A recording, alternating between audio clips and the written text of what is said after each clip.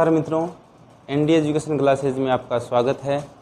हम राजस्थान अध्ययन के बारे में अध्ययन कर रहे हैं और हमने अभी तक पढ़ा राजस्थान का इतिहास। राजस्थान का इतिहास में हमने पढ़ा 1857 की क्रांति और किसान आंदोलन। अब देखिए हम इसी कड़ी में आगे बढ़ते हैं राजस्थान के मध्यकालीन इतिहास की तरफ। देखिए मध्यकालीन इतिहास में अपना पहला टॉपिक होगा राजस्थान के राजवंश। और राजस्थान के राजवंश इसमें हम पढ़ेंगे सबसे पहले मेवाड़। एक बात मैं आपको बता दूं कि जो भी अपने प्राचीन राजवंश थे इनकी उत्पत्ति हम राजवंशों के साथ ही अध्ययन करेंगे, क्योंकि अगर हम एक साथ अगर अध्ययन करें, यानी जैसे हम मेवाड़ पढ़ रहे हैं तो मेवाड़ का जो वंश है इसकी उत्पत्ति हम मेवाड़ के साथ ही पढ़ेंगे। इससे हमें याद करने में आसानी होगी। अगर हम पहले सभी राजवंशों की उत्पत्ति बता दें तो हो सकता है कन्फ्यूज़न की स्थिति हो। इसलिए हम क्या करेंगे, जो भी राजवंश पढ़ेंगे उसकी उत्पत्ति उसी के साथ पढ़ेंगे। अब देखिए मेवाड़, हमने सबसे पहले मेवाड़ को ही क्यों चुना पढ़ने के लिए, इसका एक कारण ये भी है कि जो मेवाड़ का जो राजवंश है अपना, ये राजस्थान ही नहीं संपूर्ण भारत के राजवंशों में एक अपना महत्वपूर्ण स्थान रखता है। ये हमेशा अपने धर्म के प्रति आस्था, स्वतंत्रता प्रेम और संघर्ष के लिए भारत ही नहीं पूरे विश्व में विख्यात हैं। अब देखिए इनकी महानता कुछ विद्वानों के कथनों से ही स्पष्ट हो जाती है। तो मैं सबसे पहले जिक्र करना चाहूँगा, एक प्रसिद्ध इतिहासकार हुआ है फरिश्ता। फरिश्ता एक जो प्रसिद्ध इतिहासकार हुआ है, इसने मेवाड़ राजवंश के संदर्भ में एक कथन बोला है और ये कथन सुन के आपको इस मेवाड़ राजवंश की महानता का आपको अंदाज़ा हो जाएगा।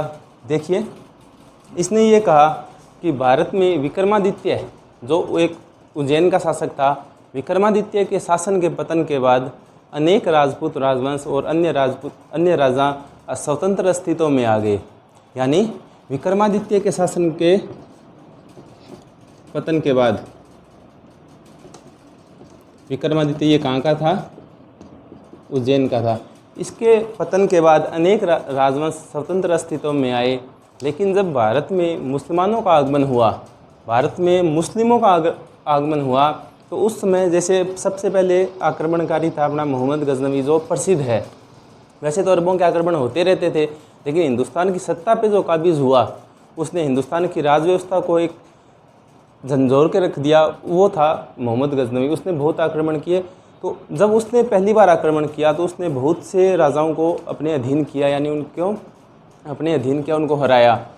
जो फिर उसके वंशज आए, मोहम्मद गजनवी के वंशज आए, उन्होंने भी कुछ को अपने अधीन किया। उसके बाद मोहम्मद गौरी आए, गौरी के बाद मुग़ल, और जैसे गौरी के बाद खिलजी, मुग़ल, इन सभी ने, मतलब विक्रमादित्य के पतन के बाद मोहम्मद गजनवी से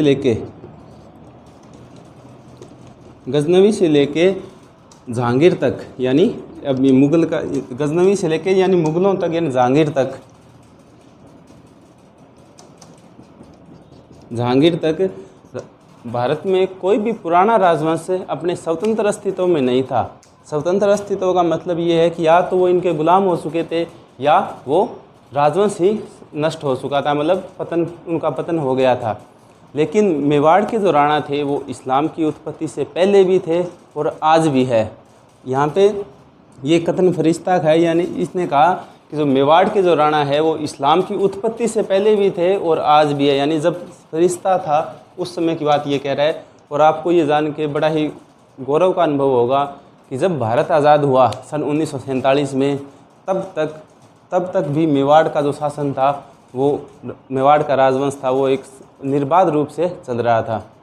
अब देखिए आगे एक विद्वान है अपने प्रसिद्ध इतिहासकार डॉक्टर गौरीशंकर हीराचंद ओझा। अब देखिए गौरीशंकर हीराचंद ओझा ने क्या बोला।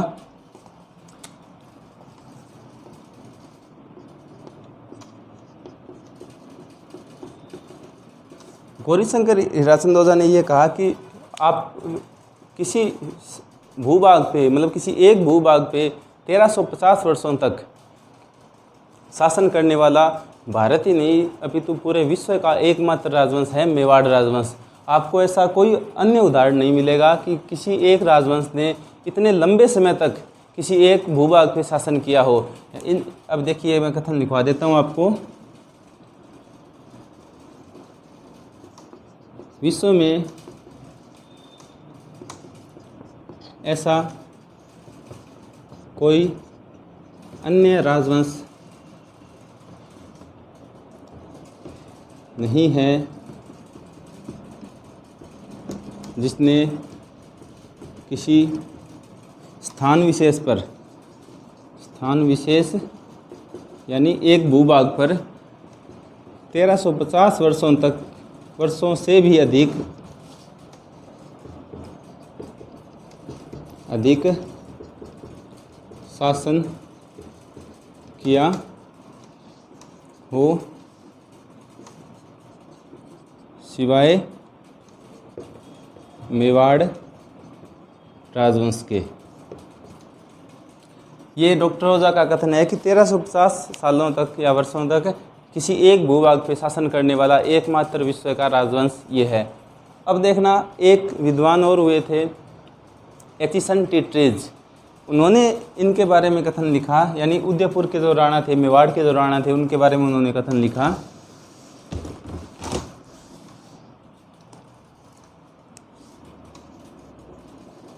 एचिसन टिटरेज,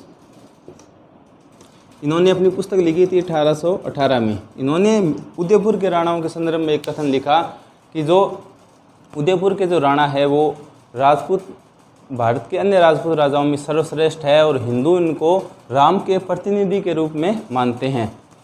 यानी उदयपुर के राणा भारत के अन्य राजपूत राजाओं में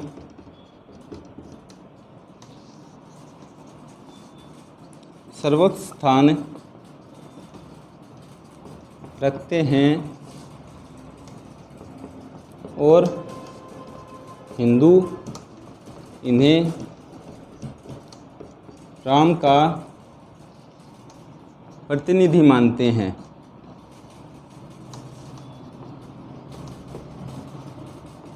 अब देखिए, ये कुछ विद्वान थे जैसे फरिश्ता है, गौरीशंकर हीराचंद ओझा और एचिसन टिटरेज, इनके कथनों से स्पष्ट है कि ये राजवंश कितना महान था। अब इस राजवंश की कुछ अन्य विशेषताएं हैं जो हमें पढ़नी चाहिए।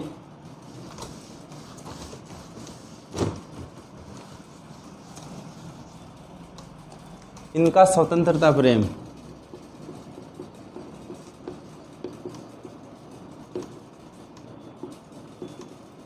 मेवाड़ के जो राजा थे वो हमेशा से ही अपनी मातृभूमि के लिए अपना सर्वस्व न्यौछावर करने की क्षमता रखते थे।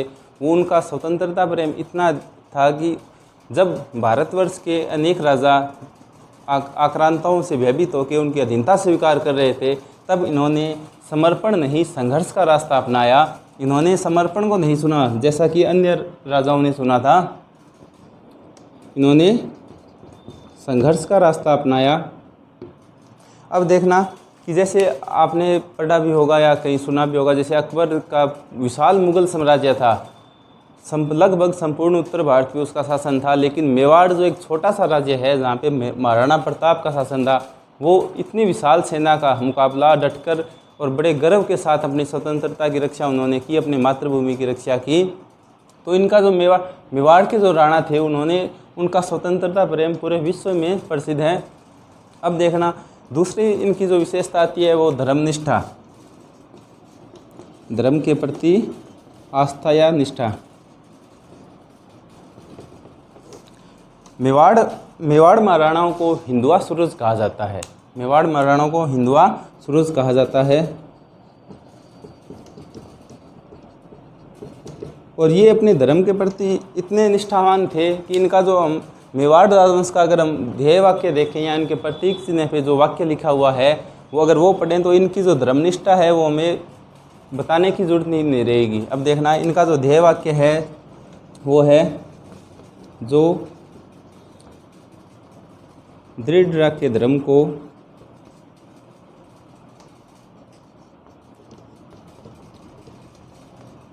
तिहि राखे करतार, यानी जो अपने धर्म पे दृढ़ रहता है, अपने धर्म की रक्षा करता है, उसका तो भगवान भी साथ देता है। यानी इनका जो अपना राजवाक्य है वो है, जो दृढ़ रखे धर्म को तिहि राखे करतार। अब जिस समय जो मुग़ल आक्रांता अपने मुग़ल आक्रांता या फिर जो मुस्लिम आक्रांता जो अरब देशों से भारत पे आक्रमण करने के लिए आ रहे थे, तो उस समय इन्होंने हिंदुओं की रक्षा के लिए अपने सबसे आगे बढ़कर उन्होंने अपना योगदान दिया। और इसी कारण इनको भारतवासी या राजस्थानवासी इनको हिंदुआ सूरज कहते हैं। और मेवाड़ के महाराणा हमेशा अपने धर्म के प्रति आस्था के लिए पूरे विश्व में विख्यात हैं और हिंदू इनको राम का प्रतिनिधि भी मानते हैं। उसके जो प्राचीन नाम है वो भी पढ़ेंगे अपने। तो जो मेवाड़ है इसका प्राचीन नाम क्या था? महाभारत काल में अगर हमें देखने को मिले, महाभारत काल में ये क्षेत्र कहलाता था सीवी जनपद, सीवी जनपद। और सीवी जनपद की राजधानी थी मध्यमिका। यानी महाभारत काल में मेवाड़ का जो वर्तमान जो मेवाड़ का क्षेत्र है वो क्या कहलाता था? सीवी जनपद था। और इसकी राजधानी थी मध्यमिका या नगरी, जो वर्तमान में क्या है? चित्तौड़गढ़ है। ठीक है। अब देखिए इसके अन्य नाम भी आपको मिलेंगे, जैसे मेदपाटन हो गया, मेदांता हो गया, परागवाट हो गया, उदसर भी हो गया और मेवाड़। अब देखिए मेवाड़, ये इसके प्राचीन नाम है। महाभारत काल में सीवी जनपद है, मेदपाटन, मेदांता, परागवाट, उदसर और मेवाड़। मेवाड़ नाम क्यों पड़ा इसका, ये देखिए आप। मेवाड़ नाम इसलिए पड़ा कि जो ये क्षेत्र है, इस क्षेत्र में एक जाति निवास करती थी, मेर जाति। और मेर जाति की अधिकता होने के कारण इस क्षेत्र का नाम क्या पड़ा? मेवाड़। यानी यहाँ पे कौन सी जाति थी? मेर जाति की अधिकता या बहुलता होने के कारण ये क्षेत्र क्या कहलाया? मेवाड़ कहलाया। अब देखिए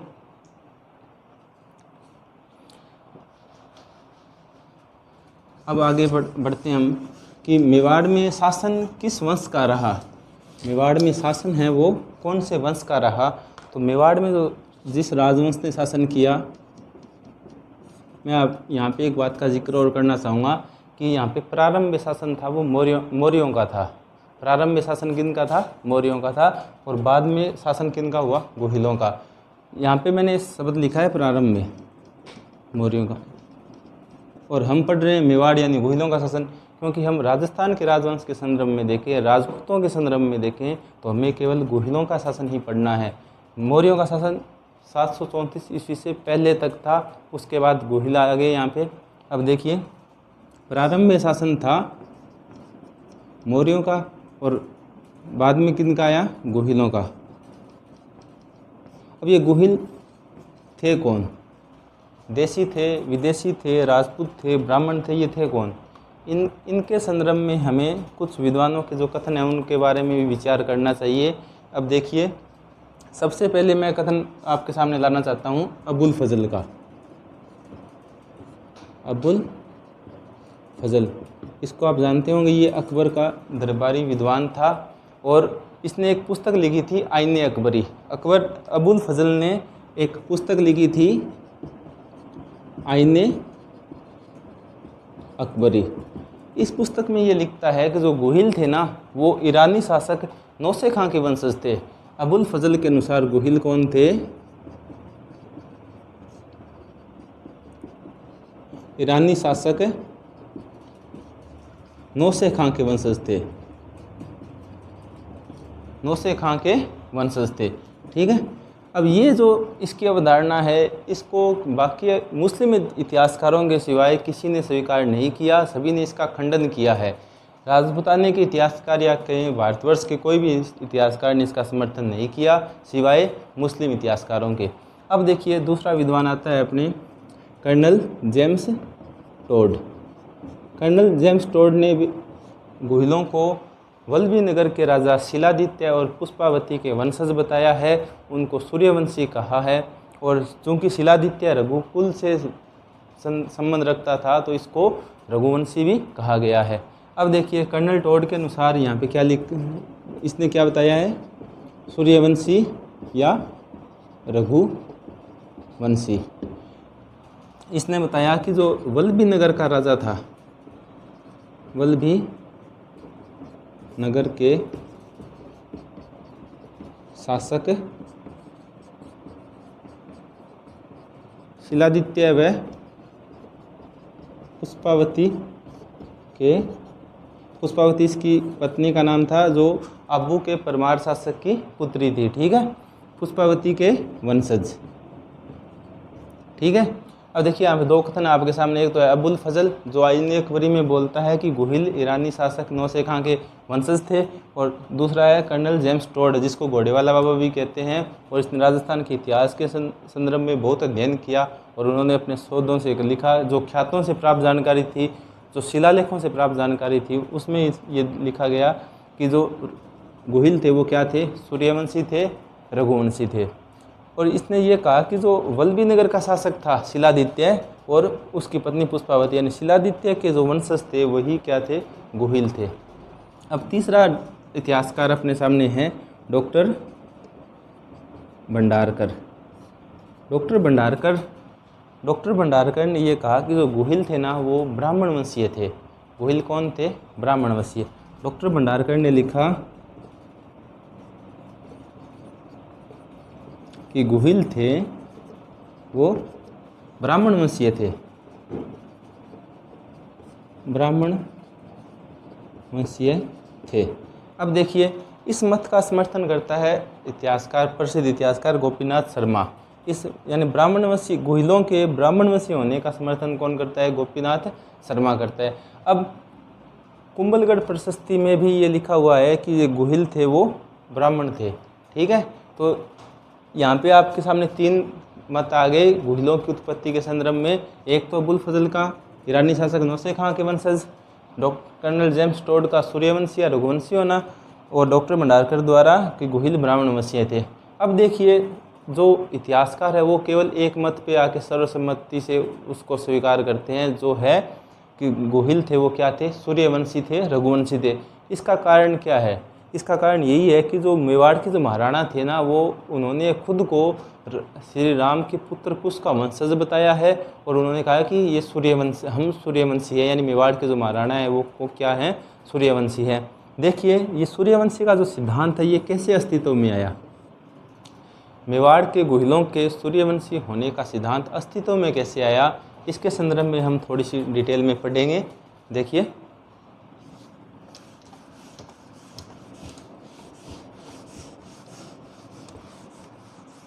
अभी तक हमने ये पढ़ा है कि गुहिलों के उत्पत्ति के संदर्भ में तीन कथन है। ये जो तीनों कथन है बड़े ही इंपॉर्टेंट है।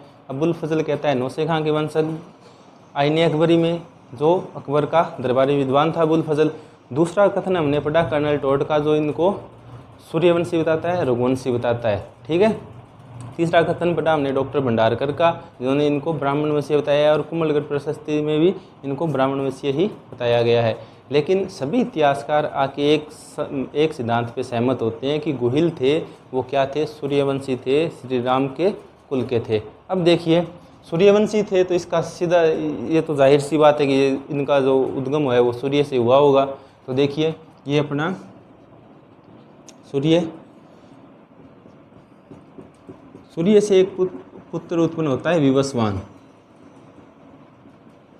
सूर्य से कौन उत्पन्न हुआ, विवस्वान। विवस्वान का वंशज हुआ था राजा दशरथ।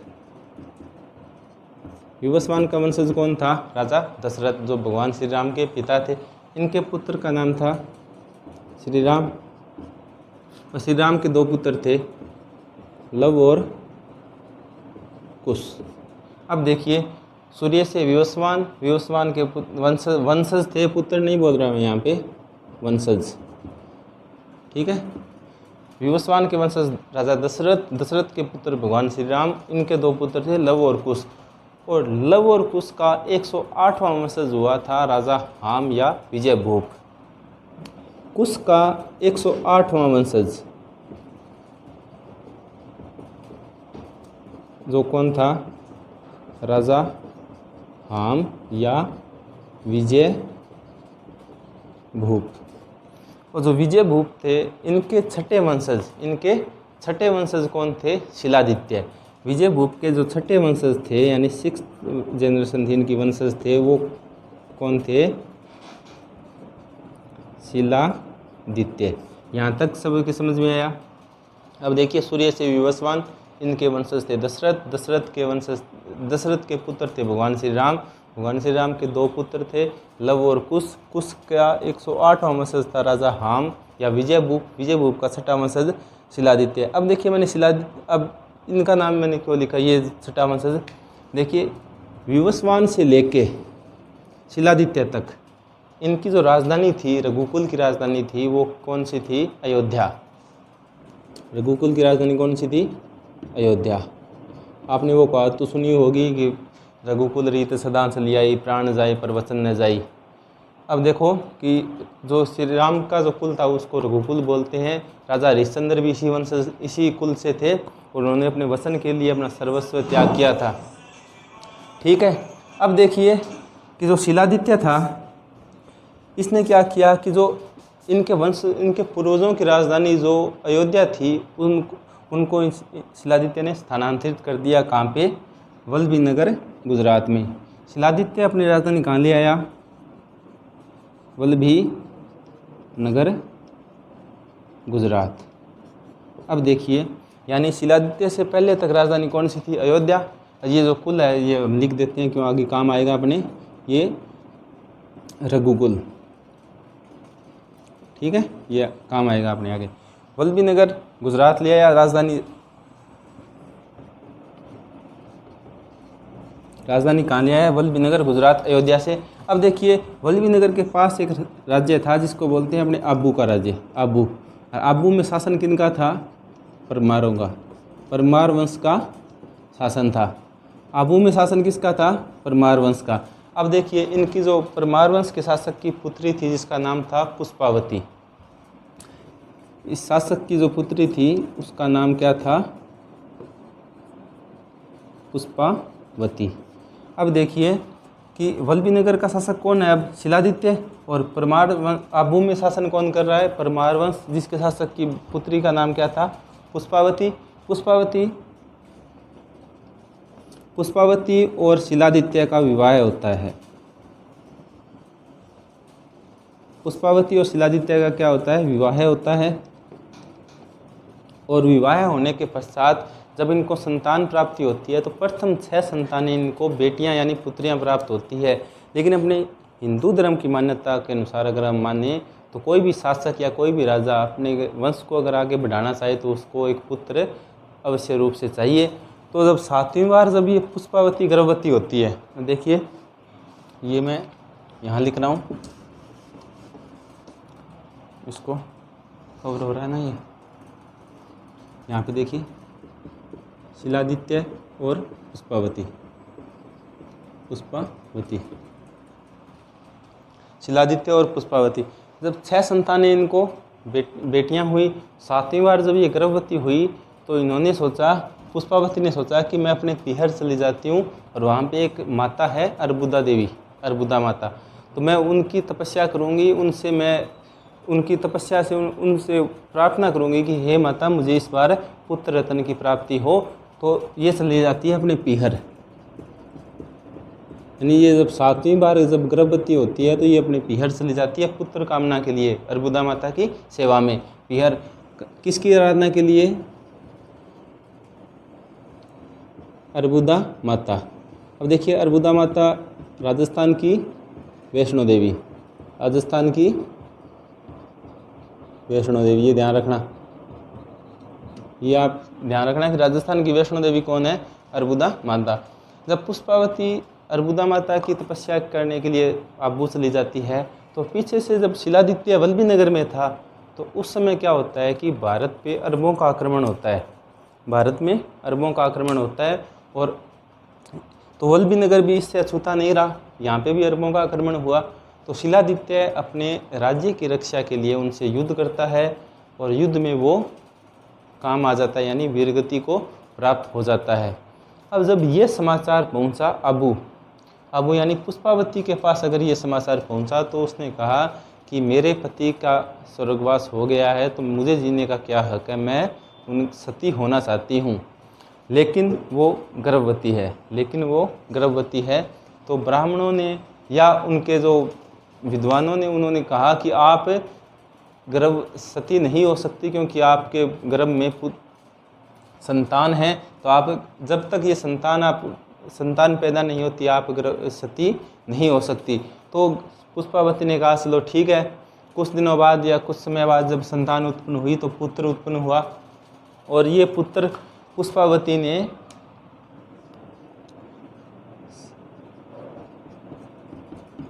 अर्बुदा माता के आशीर्वाद से पुत्र की प्राप्ति हुई। शिलादित्य के ऊपर अरबों का आक्रमण हुआ तो ये वीरगति को प्राप्त हो गया। तो अब ये पुत्र की प्राप्ति होगी तो पुष्पावती ने क्या किया कि ये जो पुत्र है उसने कमलावती ब्राह्मण को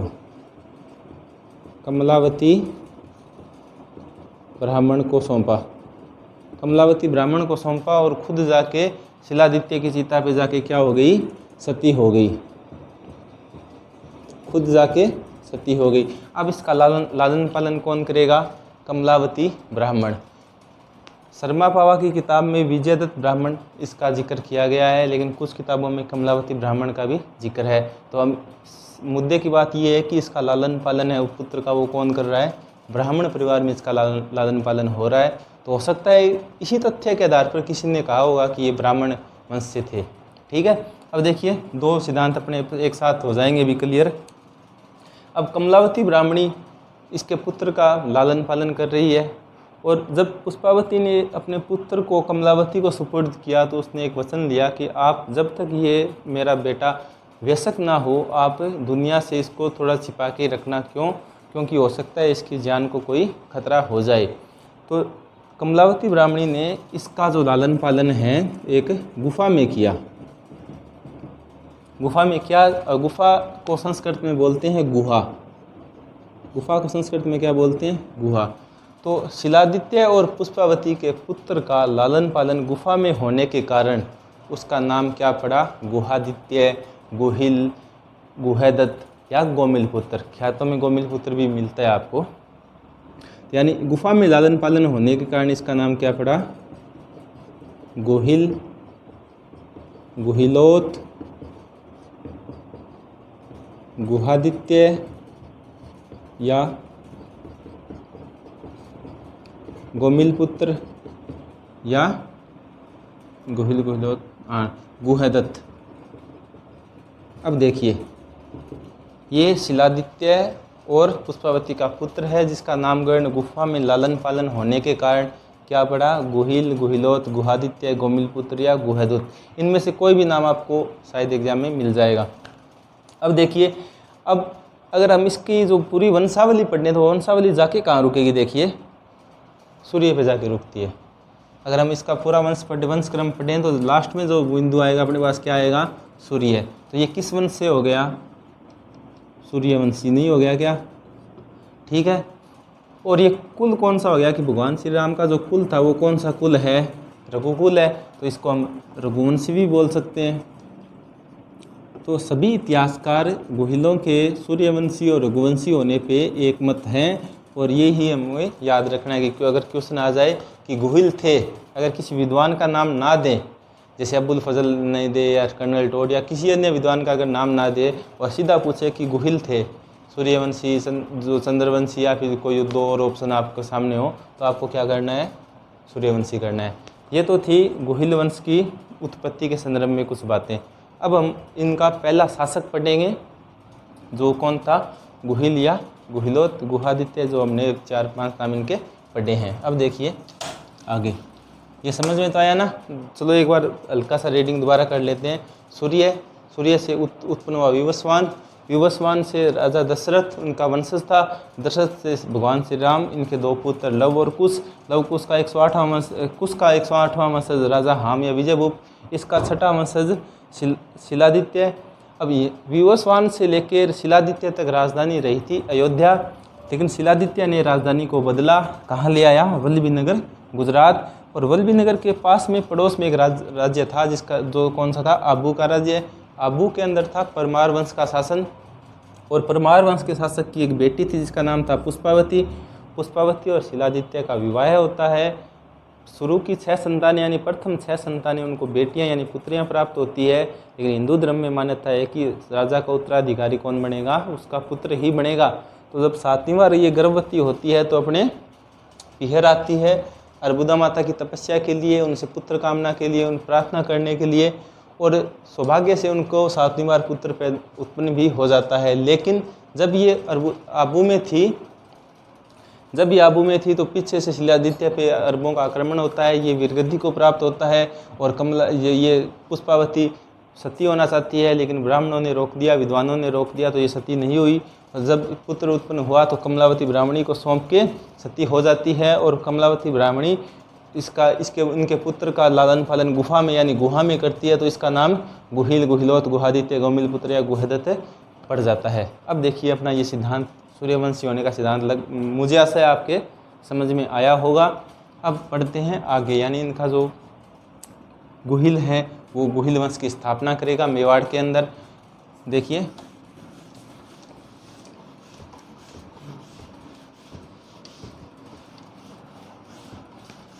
चलो, स्थापना से पहले मैं आपको सामान्य जानकारी ये देना चाहता हूँ कि जो मेवाड़ है, मेवाड़ तो प्राचीन नाम हो गया इसका। अगर हम राजस्थान के संदर्भ में देखें तो मेवाड़ के अंदर अब का जो राजस्थान है अपने, मतलब जो स्वतंत्र भारत का जो राजस्थान है, इसका कौन सा क्षेत्र मेवाड़ के अंतर्गत आता है। तो देखिए मैं एक थोड़ा सा, इतनी अच्छी तो नहीं है ड्राइंग मेरी, फिर भी आपको बताना चाहता हूँ। ये राजस्थान मान लो, तो ये जो क्षेत्र है ना अपना, ये मेवाड़ के अंदर था। इनको छोड़, ये नहीं है ये क्षेत्र। अब इसके अंदर देखना, इसके अंदर 4 जिले प्रमुख रूप से थे और 5वां जिला था वो आंशिक रूप से था। वर्तमान राजस्थान के संदर्भ में अगर हम मेवाड़ का अध्ययन करें तो मेवाड़ में कौन से जिले शामिल होंगे वो देखिए। पहला जिला है चित्तौड़गढ़, दूसरा है उदयपुर, तीसरा है भीलवाड़ा और चौथा है राजसमंद। ये तो है पूर्ण रूप से। और 5वां जिला है जो आंशिक रूप से है, वो कौन सा है? प्रतापगढ़। ठीक है, ये पूर्ण रूप से है और ये थोड़ा सा आंशिक रूप से है। क्यों है आंशिक रूप से? क्योंकि ये बांसवाड़ा और डूंगरपुर रियासत में शामिल होता था पहले। ठीक है, अब देखिए ये मैंने आपको वर्तमान के संदर्भ में बता दिया। अब गुहिल जो था वो गुहिल वंश की नींव रखेगा राजस्थान के अंदर, और ये कब रखेगा? 566 ईस्वी में। एक बात आप ध्यान रखना कि जो अपने जो इतिहास है, अपना जो प्राचीन इतिहास है, वो इतिहासकारों की कमी मान लें या राजाओं की कमी मान लें कि उन्होंने उसको क्रमबद्ध रूप से नहीं लिखा भी तो शासन काल का जिक्र उन्होंने कहीं नहीं किया। बड़ा ही गौरवमय इतिहास था अपना राजस्थान का। अगर ये लिखा, अगर शासन के संदर्भ में अगर हमें प्रमाणिक जानकारी उपलब्ध होती तो ये हमारे लिए बड़ी सुविधा की बात रहती और हमें पढ़ने में कुछ अन्य बातें भी हमें मिलती। अब देखिए जो शासन काल का अपने जो अनुमान लगाते हैं वो केवल शिलालेखों से, ख्यातों से, जो चारण भाट जो ख्यात पढ़ते थे उनसे या लोक कथाओं से ही उनका अनुमान लगाया जाता है, या फिर किसी मंदिर में प्रशस्ति लिखी हुई है या किसी दुर्ग में कोई प्रशस्ति है तो उनके आधार पे ही हम उनके शासनकाल का अनुमान लगाते हैं। तो एक शिलालेख प्राप्त हुआ था, सिमोली शिलालेख, सिमोली या सामोली भी बोलते हैं इसको। सामोली शिलालेख था। इसके अनुसार, सामोली शिलालेख के अनुसार सामोली शिलालेख के अनुसार गुहिल ने 566 ईस्वी में गुहिल वंश की स्थापना की। गुहिल वंश की स्थापना की।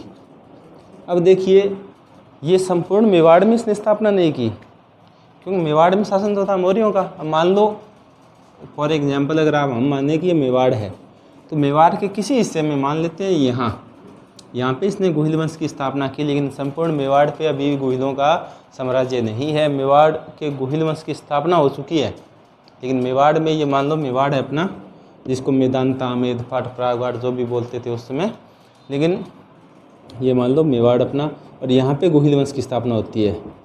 मैं एक बार पुनः बताना चाहता हूँ कि संपूर्ण मेवाड़ में स्थापना नहीं हो रही है, किसी छोटे भूभाग पे गोहिल अपनी गोहिल राजवंश की स्थापना कर रहा है। तो गोहिल ने 566 ईस्वी में गोहिल वंश की स्थापना की और इसने एक जाति की मदद ली थी, जनजाति की, यानी भील जनजाति की मदद से, भील जाति की सहायता से, भील जाति की सहायता से गोहिल वंश की स्थापना की। और क्योंकि भीलों ने गोहिल की साम्राज्य स्थापना में मदद की, तो इन्होंने प्रसन्न होकर एक वचन इनको दिया कि जब तक मेवाड़ पे गोहिलों का शासन होगा, आपसे किसी भी प्रकार का कोई भी राजस्व या टैक्स यानी कर नहीं लिया जाएगा। लेकिन इस बात का खंडन आगे चल के हम पढ़ेंगे कि हो गया था, जिसका खामियाजा इनके शासकों को भी भुगतना पड़ा। अब देखिए, गोहिल को कहा जाता है गोहिलों का आदि पुरुष। इसमें आपको एक तो ये बात ध्यान रखनी है और एक ये बात ध्यान रखनी है, ठीक है। यानी 566 ईस्वी में गोहिल ने गोहिल वंश की स्थापना की, भील जाति की सहायता से गोहिल वंश की स्थापना की। गोहिलों का आदि पुरुष किसे कहा जाता है? गोहिल को कहा जाता है, गुहादित्य को, गोहिलोत को, ठीक है। अब इसके बाद के जो शासक आए उनका प्रमाणिक वंशक्रम नहीं मिलता, फिर भी अगर हम इतिहासकारों के शोधों के अनुसार अगर हम निकालें तो हमें कुछ इस प्रकार से मिलेगा, देखना।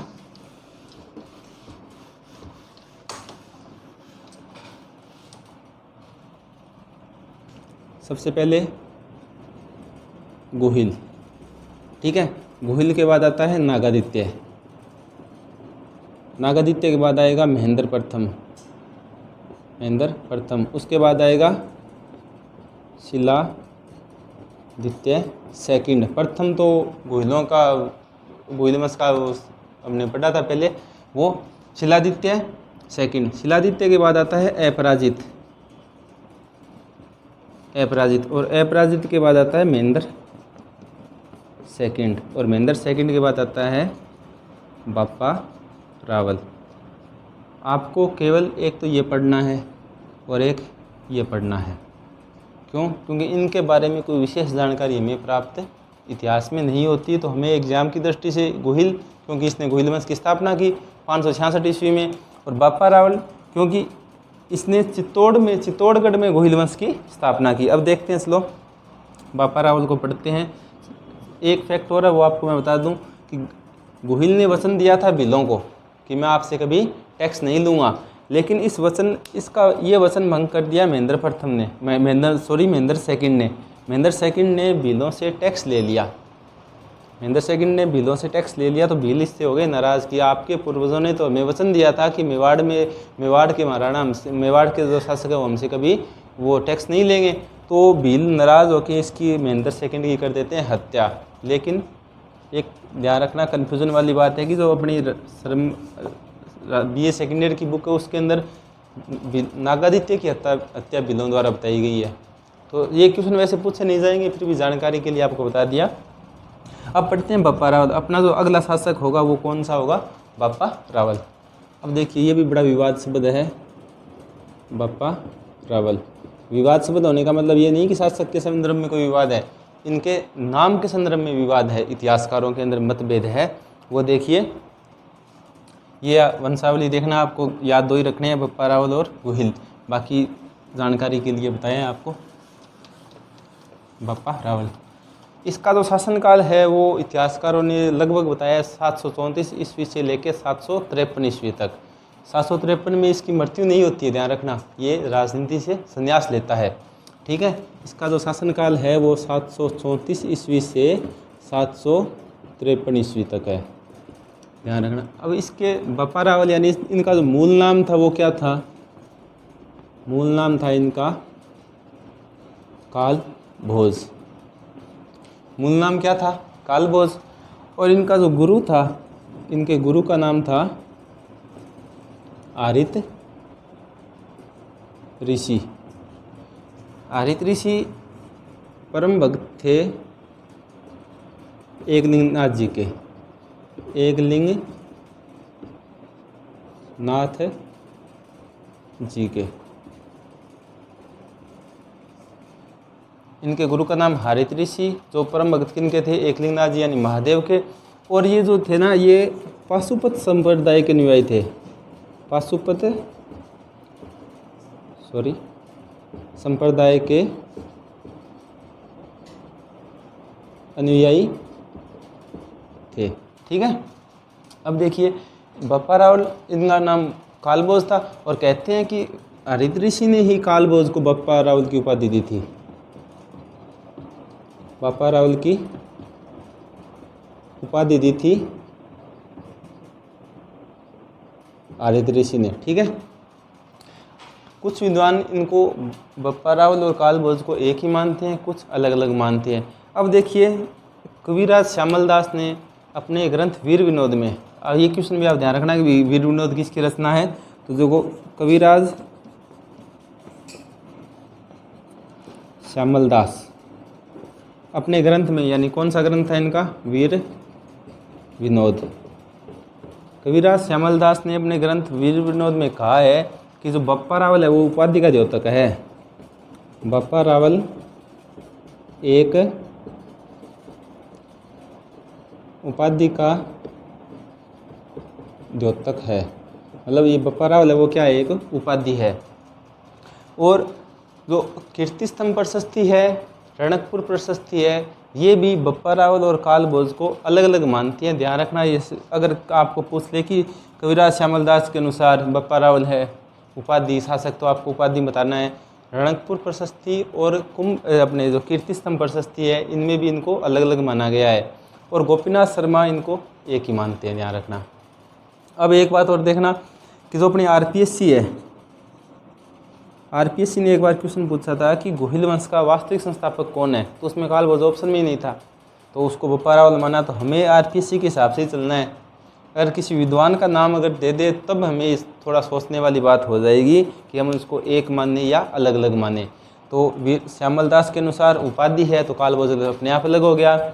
और गोपीनाथ शर्मा इनको एक मानता है, कीर्ति स्तंभ प्रशस्ति और रणकपुर प्रशस्ति इनको अलग अलग मानती है। ठीक है। अब देखिए, बप्पा रावल के संदर्भ में कुछ दंत कथाएँ भी हैं जिनका उल्लेख मुहनोत नैणसी, जिनका उल्लेख कौन करता है, मुहनोत नैणसी।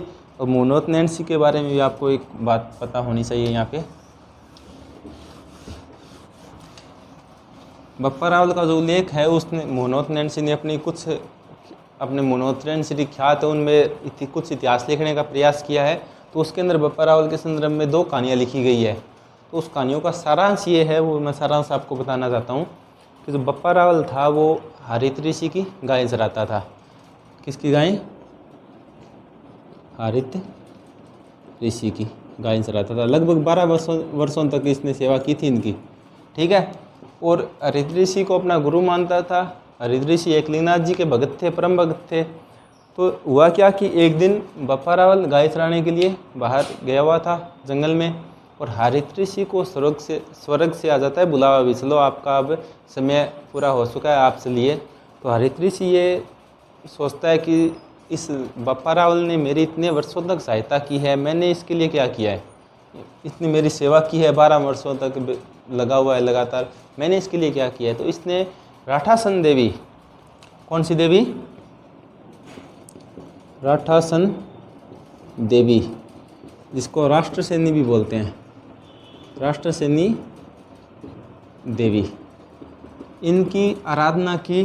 देवी प्रसन्न हो गई, प्रकट हुई, बोली बेटा क्या चाहिए मांगो। तो हरित ऋषि ने कहा कि माता मुझे अपने लिए कुछ नहीं चाहिए, जो ये लड़का है 12 वर्षों से मेरी सेवा कर रहा है बड़े ही निस्वार्थ भाव से, तो मुझे इसके लिए इस भूभाग का राज्य चाहिए, यानी मेवाड़ का राज्य बप्पा रावल के लिए चाहिए। तो राठासन देवी यानी राष्ट्रसेनी माता ने या देवी ने यह कहा कि आप एकलिंगनाथ जी का ध्यान करो और वही आपकी इस मनोरथ को, आपकी इस मनोइच्छा को वो पूरा करेंगे। तो हरित ऋषि ने एकलिंगनाथ जी का ध्यान लगाया, महादेव की पूजा अर्चना की, तो महादेव जी प्रसन्न होके कहते हैं कि ज़मीन से चीर कर एकलिंगनाथ जी का जो ज्योतिर्लिंग है, जो शिवलिंग है, वो प्रकट हुआ और उससे महादेव जी की आकाशवाणी हुई, बोलो बेटा क्या चाहिए। तो हरित ऋषि ने कहा कि मुझे अपने लिए कुछ नहीं चाहिए, इस बच्चे के लिए मुझे मेवाड़ का साम्राज्य चाहिए। तो उसने कहा चलो ठीक है। तो ऐसा कह के उसने हरित ऋषि ने किसी को कहा भी चलो जाओ बप्पा को बुला के लाओ, मैं उससे मिलना चाहता हूँ अंतिम बार, क्यों अब मेरे स्वर्ग जाने का समय हो चुका है। जब वो स्वर्ग के विमान में बैठ गया, जाने के लिए प्रस्थान होने लगा, तो बप्पा रावल थोड़ा आने में उसने देर कर दी। जब वो बप्पा रावल आया तो विमान उड़ चुका था, यानी ज़मीन से कुछ ऊंचाई पे था। तो हरित ऋषि ने, कहते हैं कि हरित ऋषि ने अपने मुख से बप्पा रावल को अमृत पान करवाना चाहा। तो बप्पा रावल नीचे खड़ा है, हरित ऋषि विमान के ऊपर है, ठीक है। तो जब वो अमृत पान उसने करवाना चाहा तो वो अमृत बप्पा रावल के मुख में नहीं गिरा, उसके चरणों में गिर गया आके। तो हरित ऋषि ने ऊपर से कहा कि अगर ये तेरे मुख में गिरता तो ये शायद तू अमर हो जाता, लेकिन चूंकि ये तेरे पाँव में गिरा है, यानी जो अमृत है वो तेरे पाँव में गिरा है, तो इसका मतलब ये है कि जो मेवाड़ का राज्य है वो तेरे कदमों के नीचे से कभी नहीं जाएगा। ऐसा कह के हरित ऋषि स्वर्ग की तरफ प्रस्थान कर गए। बप्पा रावल ने उस जगह की खुदाई करवाई तो वहाँ पे सोने के अपार भंडार मिले, सोने के अपार भंडार मिले। उसने उस सोने से, उन धन दौलत से एक सेना इकट्ठी की और चित्तौड़गढ़ पे आक्रमण किया। तो ठीक है, वो हम पढ़ेंगे अभी। तो अब देखिए कि ये जो दंत कथा है ये मनोहर नैन सिंह की ख्यात में लिखी हुई है। इसका सारांश यही है कि हरित ऋषि के आशीर्वाद से बप्पा रावल ने मौर्य राजा मान मौर्य पे आक्रमण किया। कब किया? 734 ईस्वी में। उस कथा का विवरण आपको केवल ख्यातों में मिलेगा, प्रमाणिकता उस कथा की इतिहासकार स्वीकार नहीं करते, क्योंकि ये साइंस के सिद्धांतों पे ये थोड़ी सी अटपटी सी लगती है। लेकिन अपने जो ख्यात में लिखा हुआ है, बेशक बप्पा रावल एक ऐतिहासिक पुरुष था, जो अपने पाकिस्तान का जो रावलपिंडी है वो इसी का सैन्य ठिकाना हुआ करता था। बड़ा ही खूंखार योद्धा था ये, मतलब बड़े ही बलशाली थे, हिंदू धर्म की रक्षा के लिए बड़े सजग थे ये। कहते हैं कि अरबों को ईरान तक खदेड़ के आए थे। चलो, लेकिन हमें जो वही पढ़ना है जो ये ऑथेंटिक है। अब देखिए बप्पा रावल 734 ईस्वी में हरित ऋषि के आशीर्वाद से, अब देखिए, अब ध्यान देना भी, समय आता है 734 ईस्वी का, ठीक है। यहाँ पे अपना चित्तौड़ है और चित्तौड़ पे राजा कौन है? मौर्य। मौर्य में भी कौन? मान मौर्य। तभी तो मैंने ये कहा था आपको स्टार्टिंग में कि गोहिल ने मेवाड़ के किसी भूभाग पे गोहिल वंश की स्थापना की थी, संपूर्ण मेवाड़ पे उनका शासन नहीं था। क्यों नहीं था? क्योंकि चित्तौड़ पे तो शासन किनका था? मौर्यों का था। अब देखिए चित्तौड़गढ़ पे शासन किनका था? मौर्यों का था। अब 734 ईस्वी में ये देखिए अपने बप्पा रावल, इसको आशीर्वाद मिला किससे? हरित ऋषि से, ठीक है। और इसने क्या किया? आक्रमण किया कब? 734 ईस्वी में। किस पे किया? मानमोरी मौर्य पे। और इस युद्ध में मानमोरी मौर्य की क्या होती है? पराजय होती है और चित्तौड़ के अंदर गोहिल वंश की नींव रख दी जाती है। किसके द्वारा? बप्पा रावल के द्वारा, काल भोज के द्वारा चित्तौड़गढ़ के अंदर गोहिल वंश की नींव रखी जा चुकी है। तभी तो कहते हैं कि जो बप्पा रावल था वो गोहिल वंश का वास्तविक संस्थापक था, क्योंकि एक गोहिल वंश को एक छोटे से भूभाग से उठा के पूरे मेवाड़ साम्राज्य पे स्थापित किसने किया है? बप्पा रावल ने किया है। तो बप्पा रावल को या फिर कहते हैं काल भोज, जो इसका मूल नाम था, काल भोज को गोहिल वंश का वास्तविक संस्थापक माना जाता है। वास्तविक संस्थापक माना जाता है। अब देखिए कि जो बप्पा रावल ने चित्तौड़गढ़ में गोहिल वंश की स्थापना कर दी। अब इनका जो गुरु था वो हरित ऋषि था, जो एकलिंगनाथ जी का भगत था। तो बप्पा रावल ने भी यही कहा कि मैं इनका चित्तौड़ का शासक मैं नहीं हूँ, मैं तो केवल दीवान हूँ, शासन तो एकलिंगनाथ जी का है। मैं तो केवल उनका दीवान हूँ। दीवान मतलब मैं तो उनका केवल पहरेदार हूँ। शासन तो वास्तव में किनका है? एकलिंगनाथ जी का है। तो ये स्वयं को एकलिंगनाथ जी का दीवान समझते थे। शासन किनका मानते थे? एकलिंगनाथ जी का। खुद को तो सिर्फ एक दीवान समझते थे। और यही नहीं, मेवाड़ के जितने भी राजा शासक आए वो इनको शासक मानते हैं और खुद को क्या समझते हैं? दीवान समझते हैं। फिर चाहे वो महाराणा सांगा, प्रताप, मेवाड़ के मतलब सभी शासक। अब देखिए कैलाशपुरी में यानी कालभोज ने या बप्पारावल ने कैलाशपुरी कहाँ है बताओ? उदयपुर में। कैलाशपुरी में यानी उदयपुर में कैलाशपुरी में एकलिंगनाथ जी का मंदिर बनवाया। एकलिंगनाथ जी का मंदिर बनवाया। ठीक है। अब एक और ध्यान रखना कि इन्होंने, ये मेवाड़ के पहले शासक थे जिन्होंने सोने के सिक्के चलाए। मेवाड़ के प्रथम शासक जिन्होंने सोने के सिक्के चलाए, के प्रथम शासक जिन्होंने मेवाड़ के प्रथम शासक है ये, पर यहाँ पर लिख देता हूँ मैं। मेवाड़ के प्रथम शासक जिन्होंने सोने के सिक्के चलाए। और इतिहासकारों को एक सिक्का, मतलब उत्खननकार्य से एक सिक्का मिला है जिसका वजन था 115 ग्रेन। सोने का सिक्का है जिसका वजन क्या था? 115 ग्रेन। ठीक है। तभी तो कहा जाता है कि इसने सोने के सिक्के चलाए। प्रथम सोने के सिक्के इसने चलाए। तो चांदी के सिक्के देखना कि आगरा के अंदर खुदाई हुई थी, वहाँ पे 2000 चांदी के सिक्के मिले थे। 2000 चांदी के सिक्के मिले थे जिन पे अंकित था श्री गुहिल। आगरा के समीप खुदाई में 2000 चांदी के सिक्के।